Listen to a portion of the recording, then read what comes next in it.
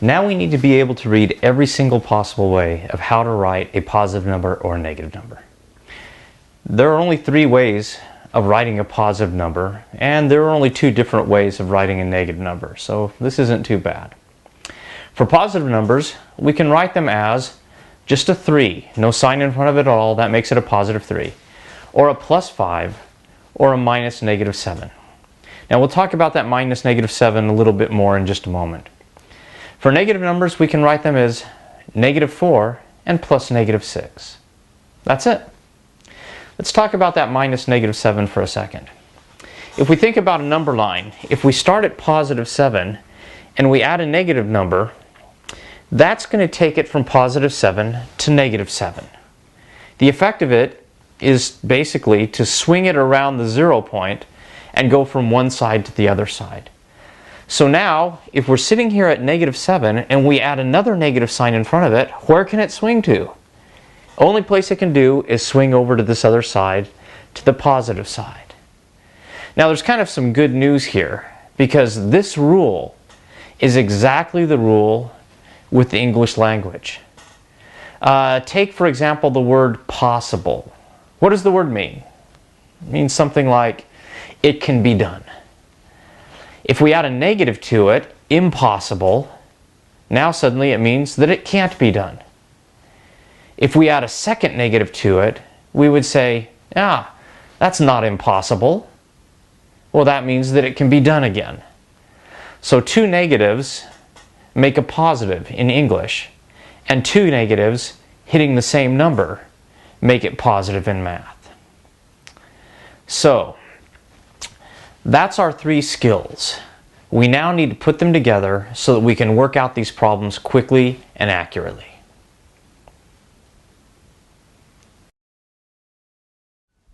Now that we've got those skills nailed down, what we're going to do next is we're going to actually look at how to look at a whole problem and attack it in a way that's going to get the job done quickly and accurately. So, here we go. Let's look at our big problem here. Negative 6 plus negative 8 minus negative 7 plus 5 minus 6. We're going to do this in 3 steps. First step, all we want to do is write the sign of the number below each number. So for example, the negative 6 is a negative. I'm going to put a little negative sign here. The negative 8, or plus negative 8, is a negative. Minus negative 7, that's the double negative thing, and so we need to put a plus there. Plus 5 is positive, minus 6 is negative. Now, somewhere down the road, you're going to be able to do this without writing these little numbers, or these little signs, but right now, just go ahead and jot them down. So that's the first step. We just read them correctly. Second step. I found that most people would rather add than subtract. It's just a little easier. And so we're going to take advantage of the fact that if we know that the numbers have the same sign, then we can just add those numbers and use the sign of those numbers. And so let's do that here. We're going to first of all add up all the positives, and then we're going to add up all the negatives. So here we go. The positives are the 7 and the 5. So 7 plus 5 is 12. We jot that down. The negatives are 6, 8, and 6. Well, 6 plus 8 is 14. 14 plus 6 is 20. And so that's going to be minus 20. So we've got 12 minus 20. Our last step. Now we have 2 numbers that are different signs. And with those different signs, we know we have to subtract those 2 numbers. And again, we can do it in any order. I'm going to go 20 minus 12 because that's just a little bit easier. And 20 minus 12 is 8. Now we ask the question, what's the sign of our answer? We know the size is 8. What's our sign? And so we look at the 2 numbers and ask which number has the largest absolute value, or in other words, the largest size. The 20 does. And so, since the 20 is negative, our answer is going to be negative 8. Every one of the problems you're going to do now are going to have these same 3 steps. Identify whether the numbers are positive or negative, add the positives, add the negatives, and then do one subtraction and figure out what the sign is. You're going to get a series of questions now in this video. And in these questions, each one is going to have a little something different to learn. And what you need to do is go ahead, as you get a feel for them, hit pause when you see the question themselves and work it out. And then listen to the way we talk about it, the way it gets thought about and worked out, and see how much that matches. If you can match that nicely, it's going to help you out down the road. So here comes some questions. Okay, your turn. We'll start with -4 plus -9 minus -3.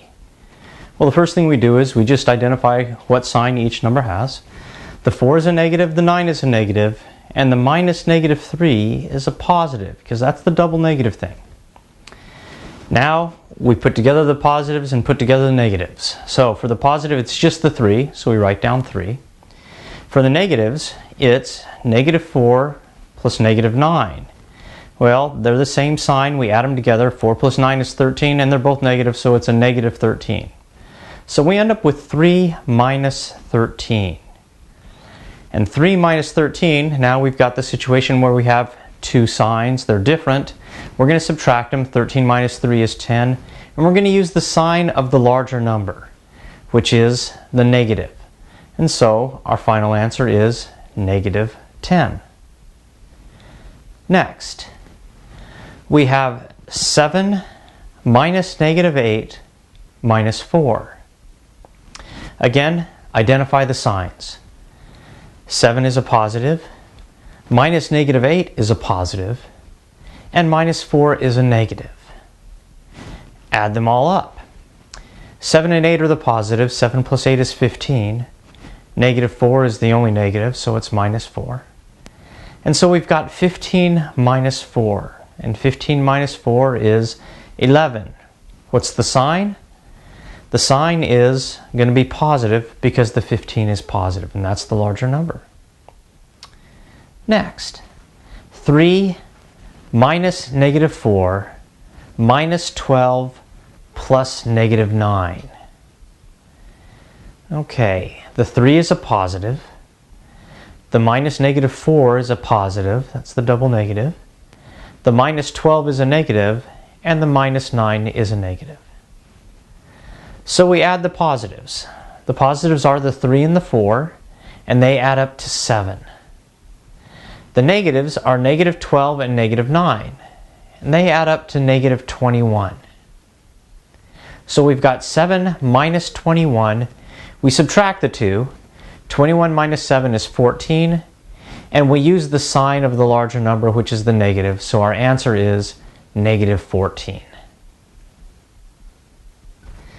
Okay, here's one worthy of your skills. -8 plus -9 minus -6 plus 4 minus 3 plus -4 minus 7 plus 3. Okay, size here, not an issue. We do the same 3 steps. First, identify the sign of each number. Then we're going to add the positives, add the negatives, do the subtraction, and figure out what the sign of the answer is. That's the game. So here we go. -8 is negative, plus -9 is negative, minus -6 is positive, plus 4 is positive, minus 3 is negative, plus -4 is negative, minus 7 is negative, and plus 3 is positive.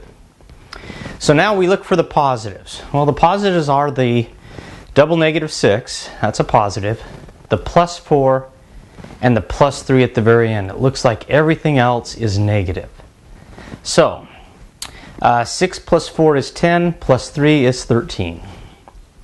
Now we tackle the negatives, and there's a bunch of those. We've got the 8, the 9, the 3, the 4, and the 7. And this is not necessarily a bad time to actually just line them all up, right? 8 and 9 and 3 and 4 and 7, and add it the old-fashioned way. Whatever way works for you is fine. But once we put those together, the 8 and the 9 is a 17. The 3 makes it 20, the 4 makes it 24, and the 7, 24 plus 7 would be 31. So we end up with a minus 31. Now we need to subtract those two numbers because we have one positive and one negative, and then figure out what the sign of the answer is. So 31 minus 13. Again, not a bad thing to scribble on the side of your paper. 31 minus 13. Do the long subtraction, carry the 1, the whole 9 yards. But 31 minus 13 is 18. And since the 31 is the bigger number, the sign of the 18 is negative. So, you can see all the problems, no matter what size they are, when you're adding and subtracting positive and negative numbers, you can do it in 3 quick, easy steps.